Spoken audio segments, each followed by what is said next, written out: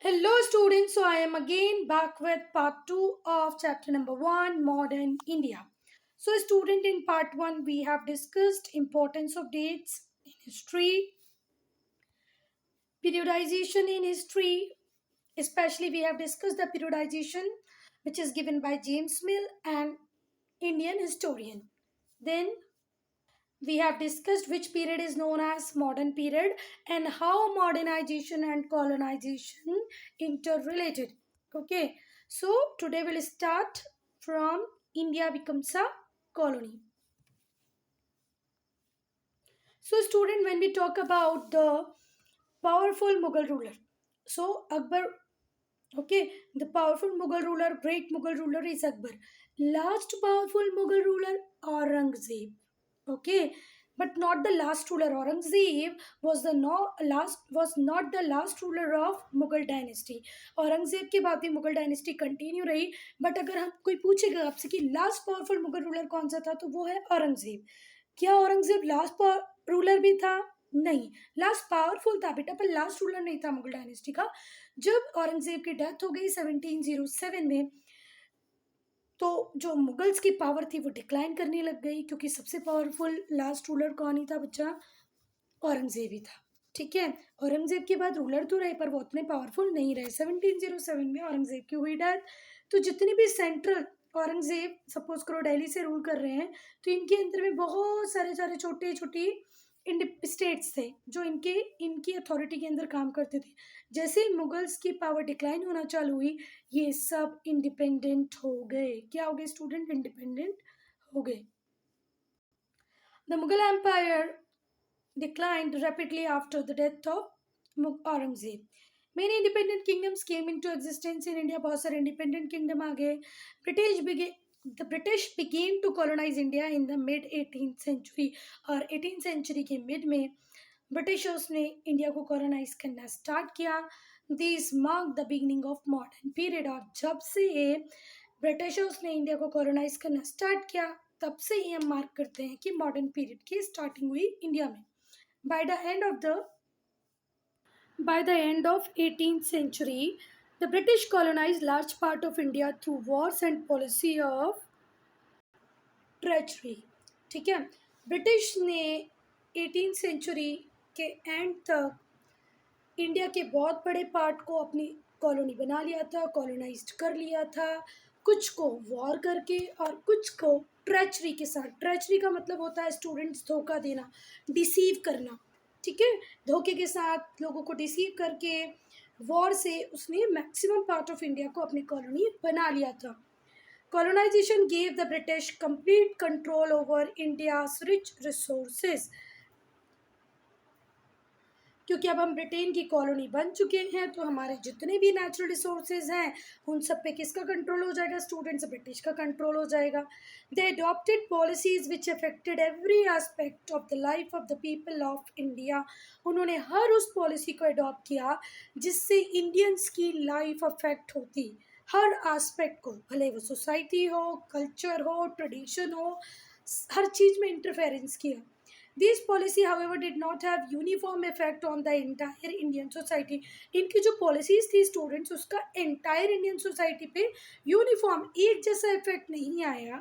ठीक है, while they brought benefit to small section of the people, कई बार कुछ एक छोटा सा section था जिसको इन चीज़ों का benefit मिला, तो किसी के life में बहुत ज़्यादा misery आ गई. किसी की कंडीशन बिल्कुल दयनीय हो गई और किसी को बहुत ज़्यादा फ़ायदा मिला. तो student, mid of the 18th century से कॉलोनाइजेशन स्टार्ट हुआ. मैक्सिमम पार्ट पे ब्रिटिश ने इंडिया के कंट्रोल कर लिया. कुछ जगहों पे वॉर से, कुछ जगहों पे ट्रेचरी. ट्रेचरी का मतलब होता है डिसीव करना, धोखा देना. जैसे ही उनका इंडिया पे कंट्रोल हुआ, उन्होंने हमारे नेचुरल रिसोर्सेज का एक्सप्लॉयटेशन करना स्टार्ट कर दिया. उन्होंने इंडियंस की लाइफ को अफेक्ट करने वाले हर एस्पेक्ट को अफेक्ट किया, छेड़ दिया. These policies however did not have uniform effect. पर इन पॉलिसी का कोई यूनिफॉर्म इफेक्ट नहीं आया पूरी इंडियन सोसाइटी पे. कुछ स्मॉल सेक्शन को बहुत बेनिफिट मिले, तो कुछ लोगों की लाइफ बिल्कुल मिजरी हो गई, दयनीय हो गई. Source material. अब कौन से वो सोर्स मटेरियल अवेलेबल हैं जिससे हमें पता चलता है ब्रिटिश कैसे थे, क्या किया, क्यों किया. ठीक है, तो अगर हम सोर्सेज की बात करें, the history of modern period is derive from variety of sources material. बहुत सारे सोर्स मटेरियल है जिससे हम मॉडर्न पीरियड की हिस्ट्री को डिराइव कर सकते हैं। कुछ प्राइमरी ओरिजिनल है जैसे कि archaeological remains, books, article, newspaper reports, painting, photographs, video tapes and original official document. ये सारे प्राइमरी रिकॉर्ड हैं, जैसे कि न्यूज़पेपर का कोई आर्टिकल है, रिपोर्ट है, पेंटिंग है, फोटोग्राफ है, वीडियो टेप है, ऑफिशियल डॉक्यूमेंट्स हैं। कुछ सेकेंडरी सोर्सेज भी हैं जैसे रिपोर्ट्स, रिव्यूज़, बुक्स, जो प्राइमरी सोर्स पे बेस करते हुए लिखी गई हैं। Among the available literary material from the period of British rule are official document. इन सबको अगर हम देख लें, among the available materials, सबसे ज़्यादा अगर हमें कहीं से चीज़ें मिली हैं तो वो है administrative records, survey reports and official letters. ठीक है, क्योंकि ब्रिटिशर्स राइटिंग को बहुत इंपॉर्टेंट समझते थे। उन्होंने बहुत सारे रिकॉर्ड्स को मेंटेन किया हुआ था, उन्होंने बहुत सर्वेस कराए थे, तो उन सब की रिपोर्ट हमें हिस्ट्री का, मॉडर्न हिस्ट्री का बहुत कुछ बताती हैं।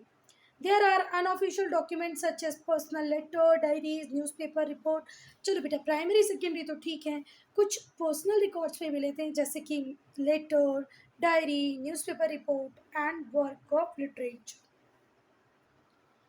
The British maintained strict control over administration. Administration पे एक अच्छा खासा कंट्रोल था ब्रिटिशर्स का। उन्होंने जितना भी एडमिनिस्ट्रेटिव वर्क था उसको रिकॉर्ड करके रखा था डॉक्यूमेंट्स में।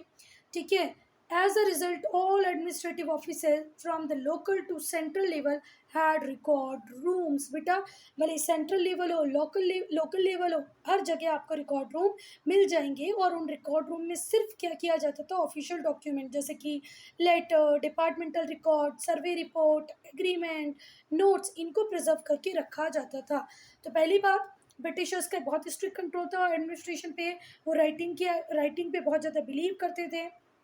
भले वो सेंट्रल लेवल पे कोई ऑफिस हो या लोकल लेवल पे, हर जगह रिकॉर्ड रूम होता था जहाँ पर ब्रिटिश ऑफिसर्स जितने भी डॉक्यूमेंट्स होते थे उनको संभाल करके, प्रिजर्व करके रखते थे। भले ही वो लेटर हो, रिकॉर्ड हो, सर्वे रिपोर्ट हो, एग्रीमेंट हो या कोई नोट्स हो। बेटा, जर्मनी के जोहान्स गुटरबर्ग ने प्रिंटिंग प्रेस का इन्वेंशन किया। उसके पहले क्या होता था, उसके पहले हैंड रिटन डॉक्यूमेंट चलते थे और स्पेशलिस्ट हैंड राइटिंग एक्सपर्ट्स होते थे। ठीक है, उनकी बहुत डिमांड होती थी। जो जितना अच्छा लिख पाएगा उसकी उतनी ज़्यादा डिमांड होती थी, क्योंकि प्रिंटिंग प्रेस नहीं थी तो रिकॉर्ड्स को मेंटेन हाथों से लिख के किया जाता। जैसे आज आपकी हिस्ट्री सिविक्स की आप कॉपी बनाती हो, उस टाइम स्क्राइब्स को ढूंढा जाता था जिनको राइटिंग बहुत अच्छी हो, जिनको अच्छे से लिखना आए, वो बहुत डिमांड में होते थे और उनकी राइटिंग को फिर प्रिजर्व करके रखा जाता था। पर फिर प्रिंटिंग प्रेस का इन्वेंशन हो गया, किसने किया, जोहान्स गुटेनबर्ग ने। कहाँ पर किया, जर्मनी में। उसके बाद प्रिंटिंग मशीन्स आ गई, फिर हमें लिखने की ज़रूरत कम पड़ी। Besides record rooms, the British also built museum and archives। देखो, रिकॉर्ड रूम तो थे, रिकॉर्ड रूम के अलावा उन्होंने क्या क्या बनाए, म्यूजियम्स बनाए बेटा, आर्चीव्स बनाए।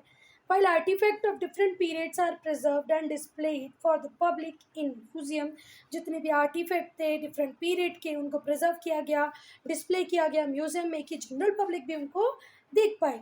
जितने भी गवर्नमेंट रिकॉर्ड्स थे, family and other organisation are stored in archives. ठीक है, इंपॉर्टेंट हिस्टोरिकल डॉक्यूमेंट्स को, गवर्नमेंट के रिकॉर्ड्स को, फैमिलीज एंड अदर ऑर्गेनाइजेशन, इन सबको कहाँ पर, आर्चीव्स में। म्यूजियम में आपको चीज़ें दिखाई जाती थी और रिकॉर्ड कहाँ रखे गए, आर्चीव में। सर्वेज, ठीक है, the British appointed surveyors to inspect and report on the relief and vegetation. ठीक है, ब्रिटिशर्स ने एक काम और किया बेटा, उन्होंने बहुत सर्वेस करवाए। और सर्वे एक दो टॉपिक पे नहीं, बहुत सारे टॉपिक्स पे उन्होंने सर्वे करवाए, जैसे relief, vegetation, economy, social, religious and culture conditions in various regions of India. India के वेरियस रीजन में कैसा कल्चर है, कैसा कस्टम है, कैसे सोशल और रिलीजन आस्पेक्ट्स हैं, वेजिटेशन कैसा है, फ्लोरा फौना, इन सब के लिए सर्वेस करवाए। These reports helped the British to know about the reasons they were to administer। जिस भी रीजन को ब्रिटिश को एडमिनिस्टर करना है उसकी पूरी इंफॉर्मेशन उसको कौन प्रोवाइड करते थे बेटा, सर्वेज। ठीक है, जैसे आप लोगों ने अभी देखा होगा सेंसस होता है, आपके घर में एक गवर्नमेंट ऑफिशियल आएगा, वो पूछेगा कितने बच्चे हुए, किसी की डेथ तो नहीं हुई, फिर वो रिकॉर्ड करके ले जाएगा। इंडिया में हेड काउंट होता है जिसको हम हिंदी में जनगणना बोलते हैं, हर 10 ईयर में होता है। ठीक है, इंग्लिश में उसको सेंसस बोलते हैं। वो भी किसने स्टार्ट करवाया है, ब्रिटिश ने स्टार्ट करवाया है। ठीक है, तो ऐसे ही ब्रिटिश बहुत सारे सर्वेज करवाते थे। ठीक है, कि जिस रीजन में वो रूल करने जा रहे हैं वो रीजन कैसा है। This report help the British to know about the region they were administered and help them figure out how to take advantage of condition. Conditions का एडवांटेज कैसे लिखना है, लेना है, लिखना नहीं है, लेना है। सर्वेज इंक्लूड आर्कियोलॉजिकल सर्वे भी होते थे। ठीक है, one of the survey reveal the Indus valley civilization. और ऐसे ही एक सर्वे से हमें पता चला कि हमारे पास वर्ल्ड की एंशिएंट सिविलाइजेशन थी जिसका नाम था इंडस वैली सिविलाइजेशन, जो रिवर बैंक पे थी। समझ में आई बात, अगर ब्रिटिशर्स के सर्वे ना होते तो हमें इंडस वैली सिविलाइजेशन को कभी पता नहीं चल पाता। ठीक है स्टूडेंट्स, जो मैंने आपको सेंसस बताया जो इंडिया में हर 10 ईयर में होता है पॉपुलेशन काउंटिंग के लिए, पहला सेंसस करवाया था ब्रिटिशर्स ने 1871 में। Around 1871 the British completed first census. 1871 में तो उन्होंने सेंसस को कंप्लीट कर लिया था, मतलब पहले चालू किया होगा। इसके बाद ऐसे सर्वेज हर 10 ईयर में होने लग गए और ये आज तक होता चला आ रहा है। एवरी 10 ईयर में हमारे इंडिया में पॉपुलेशन काउंट होता है जिसको हम सेंसस बोलते हैं। The reports of these surveys provide information on the size and distribution of population distribution, size, educated, uneducated, age, हर चीज़ का पता चल जाता है आपको सेंसस से। ठीक है, age, sex, occupation, caste, religion, कितने कास्ट के, कौन से रिलीजन के, किस ऑक्यूपेशन के, किस एज के, मेल हैं, फीमेल हैं, ये सब हमें सर्वे से पता चल जाता है, सेंसस से पता चल जाता है। All the sources mentioned above are of today great value to historian. और जितने भी हमने बात की ये सारे ही सर्वेज रिकॉर्ड्स आज हिस्टोरियन के लिए बहुत वैल्यूएबल रिकॉर्ड का काम करते हैं।